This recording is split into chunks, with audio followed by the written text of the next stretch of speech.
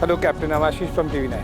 Welcome on board INS Sindhu Kirti. I am commander Ranjeev Ranjan. तो इस स्वतंत्रता दिवस जब पूरा देश आज़ादी का अमृत महोत्सव मना रहा है और हर घर तिरंगा लहर रहा है, हम आपके लिए लेकर आए हैं एक विशेष शो INS सिंधु कीर्ति, जो कि इंडियन नेवी की एक सबमरीन है, ताकि आपको ये दिखा सकें, बता सकें कि किस तरह से इंडियन नेवी के सेलर्स और ऑफिसर्स सबमरीन में कई महीनों तक डिप्लॉयड रहते हैं और हमारी समुद्री सीमा की और भारत की जो इंटरेस्ट है उसका ख्याल रखते हैं, उसकी सुरक्षा करते हैं। मैं फ़िलहाल केसिंग के ऊपर हूँ, यानी कि जो सबमरीन का स्किन होता है उसके ऊपर हूँ, जो बाहरी हिस्सा है उसके ऊपर हूँ मैं। और केसिंग में 3 आपको अलग अलग हिस्से दिखाई देंगे। सबसे पहले जो सामने का हिस्सा आपको दिखाई दे रहा है, ये है फॉरवर्ड एरिया, जो आपको बीच में एक टावर सा दिखाई दे रहा है, वो कोनिंग टावर है। उसका भी बहुत ज़्यादा महत्व है, काफ़ी ज़्यादा कॉम्प्लेक्स है। और उसके पीछे जो हिस्सा है वो आफ्ट का हिस्सा है, वहाँ पर भी हम आपको ले चलेंगे क्यों, लेकिन फॉरवर्ड है तो फॉरवर्ड की ही बात सबसे पहले करते हैं। और इन बातों को समझने के लिए, समझाने के लिए commanding officer of this submarine से बेहतर इंसान कोई हो नहीं सकता। और इसीलिए हमारे साथ में जुड़ गए हैं कमांडर रंजीव रंजन जी, जो कि जिन्होंने अभी हमारा स्वागत किया है सबमरीन पे। सर, एक बार बहुत बहुत शुक्रिया फिर से कि आप में समय दे पाएँ। बाहर कुछ बहुत खास चीज़ें और कॉम्प्लेक्स चीज़ें मुझे दिखाई दे रही हैं, अगर आप उसके बारे में बता सकें। पहले फॉरवर्ड, फिर आफ्ट और फिर हम कोनिंग टावर में जाएंगे। यहाँ पर क्या कुछ खास है कमांडर रंजन? ये जो सबमरीन है वो जनरली हम जब सरफेस पे होते हैं तो हम बोलते हैं कि ये फॉरवर्ड केसिंग है, आफ्ट में आफ्ट केसिंग है और यहाँ पे फिन है। और जहाँ पे आप खड़े हैं वो बहुत ही स्पेशल प्लेस है जिसके ऊपर आप खड़े हैं, क्योंकि सबमरीन का जो बेसिक वेपन है वो हमारा स्टेल्थ है। और जहाँ पे आप खड़े हैं ये रबर टाइल्स हैं, एनोकोइक टाइल्स, जो कि हमें स्टेल्थ प्रोवाइड करती हैं दुश्मन के सोनार से और डिटेक्शन से। ये वाली जो आप देख रहे हैं, ये रबर वाली टाइल्स जो देख रहे हैं, ये हमें स्टेल्थ प्रोवाइड करती है, हमको एनिमी के डिटेक्शन से बचाती है। जो कि सबमरीन का मेन मकसद है कि आप पकड़ में ना आए, दिखाई ना दें, सुनाई ना दें। और इसके लिए इस तरह की जो पूरी टाइलिंग इस तरह से दिखाई दे रही है। जब टाइल्स मुझे कमांडर साहब ने बताया तो मुझे लगा कि कुछ इस अलग टाइप की टाइल्स होगी, जैसे हम टाइल्स देखते हैं और इस्तेमाल करते हैं, लेकिन वैसा है नहीं। ये काफ़ी ऊपर से सॉफ्ट है ताकि स्टेल्थ मिले, यानी कि जो सोनार होता है सबमरीन का, दुश्मन के सबमरीन का, उसके आप पकड़ में ना आए, उसके रेंज में ना आए। और इसीलिए इस तरह की स्टेल्थ मटेरियल का इस्तेमाल किया जाता है।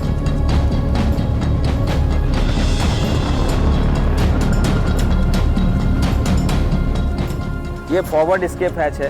एक तो ऐसा ही एक आफ्ट में भी है, आफ्ट एस्केप हैच है। जब सबमरीन कोई डिस्ट्रेस में होती है तो यहाँ पे ये sir we can come on this coaming and sit on coaming so that personnel can escape. Personnel ऐसे भी निकल सकते हैं। ये नीचे वाली जो लिड दिखाई दे रही है आपको, जी, उसके थ्रू इसको जब खोल देंगे तो you can see in compartments.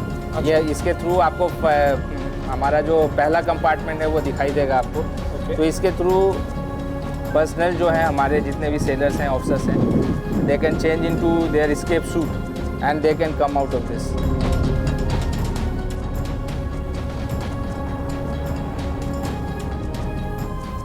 और कुछ चीज़ें मुझे यहाँ पर दिखाई दे रही हैं। ये अजीब सी कुछ चीज़ें हैं जो देख के ये समझ में आ रहा है कि शायद कुछ प्लग इन प्लग आउट के लिए है।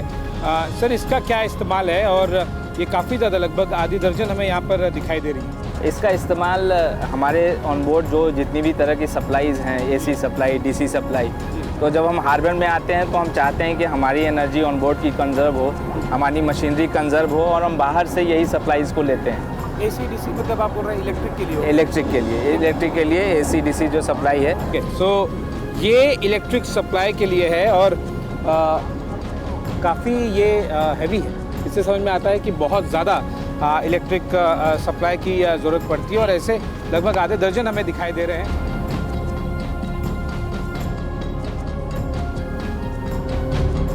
चलिए, आगे भी कुछ और इंटरेस्टिंग चीज़ें दिखाई दे रही हैं और वो देखते हैं और समझते हैं। ये सर हमें एक ऑरेंज और येलो कलर का ये एक चीज़ दिखाई दे रही है। इससे पहले कि हम इसके बारे में जानें, इसके ऊपर कुछ लिखा हुआ है, distress equipment. This is a submarine distress buoy and belongs to the Indian Navy. Finder may urgently inform the nearest Indian Navy unit with the location, date and time of recovery.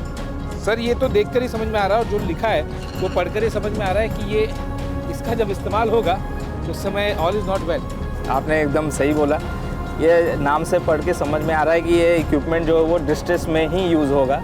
सो ये इसका use तभी होगा जब submarine किसी distress में होगी। It is not able to come up, it is not able to और सम अंदर में कुछ यस ये तब ये रिलीज़ हो जाएगा। इसके साथ में कम्युनिकेशंस वायर भी हैं और मेटल वायर है जो कि ऊपर सरफेस पे आ जाएगा और ये इंडिकेट करेगा ब्लिंक करके हमारे शिप्स इस एरिया में ही सबमरीन। यस यस सबमरीन को अब मदद की ज़रूरत है।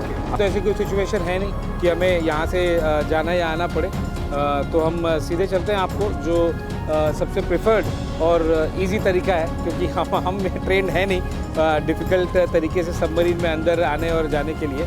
तो हम सीधा आपको वहाँ ले चलते हैं जहाँ से सबमरीन में अब अंदर क्या होता है, कैसे होता है और क्यों होता है वो बताएंगे।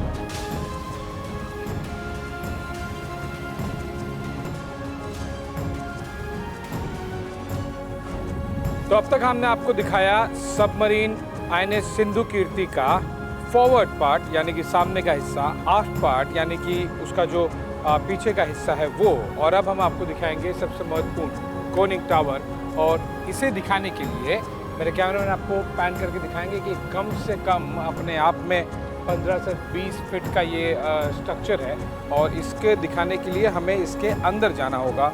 और अब वो काउंटडाउन शुरू हो गया है जिसको लेकर मैं काफ़ी ज़्यादा एक्साइटेड था कि सबमरीन के अंदर हम कब चले। तो सबसे पहले कोनिंग टावर जाएंगे और उसके बाद में हम बाकी सेक्शंस में जाएंगे। तो आइए आपको ले चलते हैं INS सिंधु कीर्ति की अंदर किस तरह से कंपार्टमेंट्स हैं और कहाँ कहाँ पर क्या क्या है और कैसे काम करता है उस टूर पर।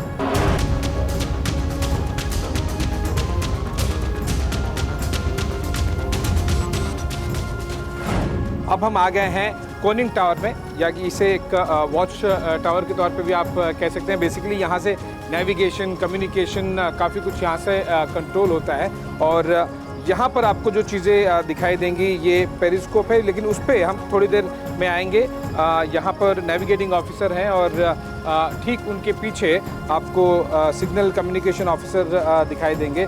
लेफ्टिनेंट कमांडर कुमार उत्पल जी हैं और ये नेविगेट करते हैं इस कंपास का इस्तेमाल करके कि सबमरीन जब चल रही हो तो ठीक से अंदर जाए, ठीक से बाहर आए और जब बाहर भी जाए तो अनडिटेक्टेड तरीके से नेविगेट करे सही दिशा में।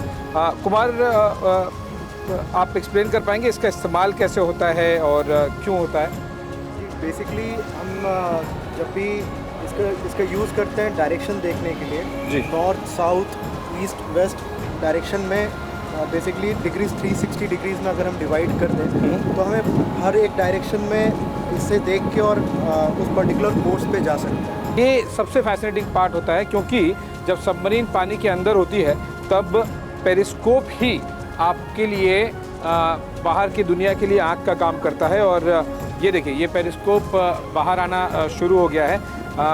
कमांडर रंजना, अगर आप बता सकें कि ये किस ऊंचाई तक जाता है और कितना समय लगता है इसे? इसको रेज करने में तकरीबन 15 सेकेंड्स लगते हैं। ओके। 15 सेकेंड्स, और ये बहुत ही जल्दी पानी के बाहर आ जाता है। ओके। और इसका मेन यूज़ जो है, जब हमारी हार्बर में कभी कभी विजिबिलिटी कम हो जाती है जी, तो इसके अंदर इससे हम बेयरिंग लेते हैं फिक्सिंग ऑब्जेक्ट्स के। और जब हम स्नॉटिंग डेप्थ पे होते हैं, पेरिस्कोपिक डेप्थ पे होते हैं, तो पेरिस्कोपिक डेप्थ पे यही एक मास्ट है जो हमारा बाहर आता है। This is our eye when we are dive. Okay. तो हमारे जो वॉच कीपर्स हैं, जितने भी ऑफिसर्स हैं जो वॉच कर रहे होते हैं जी, तो इसके थ्रू जब हम अंदर जाएंगे सबमरीन में तो वहाँ से भी मैं आपको दिखाऊंगा। इसी के थ्रू वो बाहर में रहते हैं और बाहर में जितने भी टारगेट की मॉनिटरिंग, ये देखिए काफ़ी बहुत पावरफुल लेंसेस हैं और जाहिर सी बात है कि ये नाइट में भी काम कर लेते हैं। Yes, it has got night vision capability also, IR capability. Okay. तो काफ़ी जूम करने की क्षमता है, नाइट विजन है, इंफ्रारेड कैपेसिटी है। और ये सबसे ज़्यादा फैसिनेटिंग पार्ट मुझे लगता है सबमरीन में, क्योंकि जब आप अंदर होते हैं तो बाहर की दुनिया के लिए केवल यही आपके लिए आंखें होती है। और अगर इसका सही इस्तेमाल नहीं किया जाए तो जाहिर सी बात है कि इससे पहले कि दुश्मन आपको देखे आप दुश्मन को नहीं देख पाएंगे, और अगर सही इस्तेमाल करेंगे तो दुश्मन आपको दूर दूर तक डिटेक्ट नहीं कर पाएगा, देख नहीं पाएगा, और आप सबमरीन की इन आँखों के ज़रिए दुश्मन पर नज़र बना लेंगे।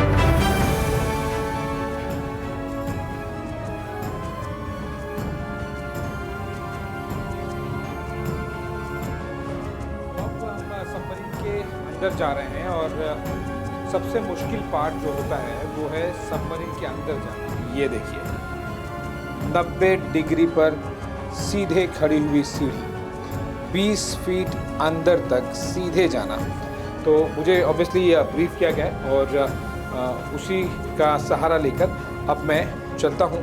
इस सीढ़ी के सहारे सबमरीन के अंदर जाते हैं और अंदर जाकर हम समझेंगे कि INS सिंधुकीर्ति में कहाँ पर क्या है, कैसे है और इसका ऑपरेशन किस तरीके से होता है। मैं इस तरह की लगभग 7-8 सबमरीन्स में 7-8 बार आ और जा चुका हूँ, लेकिन ये सबसे ज़्यादा डिफिकल्ट पार्ट मुझे लगता है वो इसलिए क्योंकि एक कंजस्टेड, एक क्लॉस्ट्रोफोबिक वाली फीलिंग आनी शुरू हो जाती है और एक डर सा भी लगता है कि अगर कुछ 19-20 हुआ तो फिर आपको बहुत गहरी चोट लग सकती है। लेकिन अब आपको अंदर जाना है तो यही एक रास्ता है जिसके ज़रिए आप सबमरीन से नॉर्मल रूट से आ सकें और जा सकें। सबमरीन में आप ध्यान रखिएगा कि सबसे महत्वपूर्ण मोटिवेशन जो होता है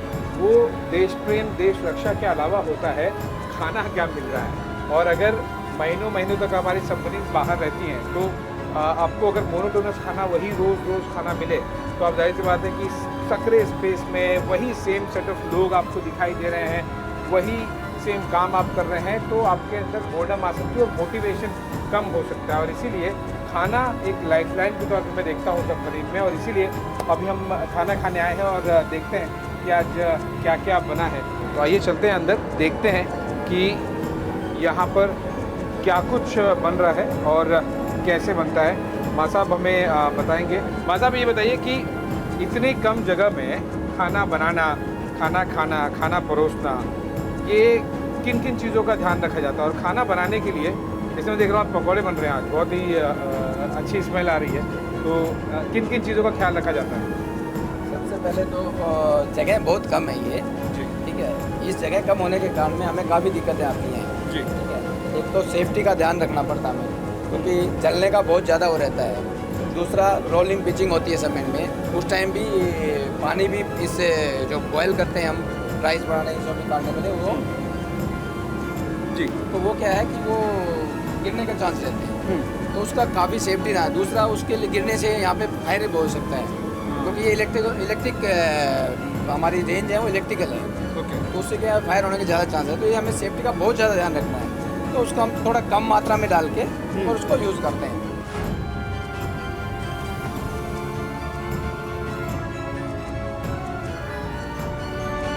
ये सीनियर सेलर्स वैसे यहाँ पर जो सीनियर सेलर्स होते हैं वो खाते भी हैं, वही सोते भी यहीं पर हैं, और ये खाना कितना बड़ा मोटिवेशन होता है और मैं इसे खुद महसूस कर पा रहा हूँ, क्योंकि ये आज का खाना मैंने कमाया है, क्योंकि मैंने बहुत पसीना बहाया यहाँ पे सबमरीन में।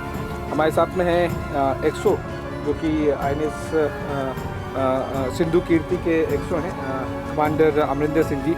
सर, ये खाने का बहुत महत्व मुझे लग रहा है, और ये लग रहा था आधे घंटे पहले तक। अब मेरे हाथ में जब खाना है तो मुझे महसूस हो रहा है कि ये कितना इम्पोर्टेंट है, कितना मोटिवेटिंग है। यस, डेफिनेटली खाना एक बहुत ही इम्पोर्टेंट फैक्टर है हमारे सबमरीन के ऑपरेशंस में, and because you see life is very monotonous at sea, and जो दिनचर्या की जो एक्टिविटीज़ हैं हमारी apart from operations, we have something to look forward to during our meals कि क्या बना है आज, आज क्या बना है खाने में। So every sailor who is sailing on board, they are look up to the food on board, that is why we pay special attention. अच्छा, कि जो मेनू बने सबमरीन में वो सबकी रिक्वायरमेंट्स को मद्देनज़र रखते हुए हम बनाते हैं।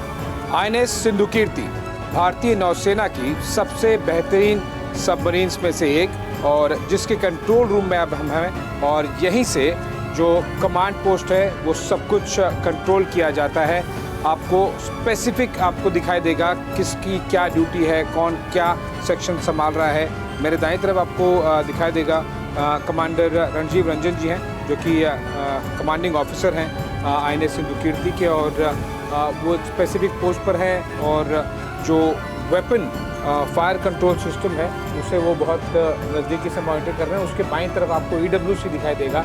बहुत ही रोचक चीज़ है ये सबमरीन पे, लेकिन बहुत ही इंपॉर्टेंट भी है। EWC means emergency water container, यानी कि इसमें बस इतना ही पानी है जिसका इस्तेमाल इमरजेंसी के तौर पर किया जा सकेगा जब किसी तरह की इमरजेंसी हो या फिर कोई मिशन हो, टास्क हो, सबमरीन ऊपर नहीं आ सके या फिर नहीं आने का निर्णय लिया जाए।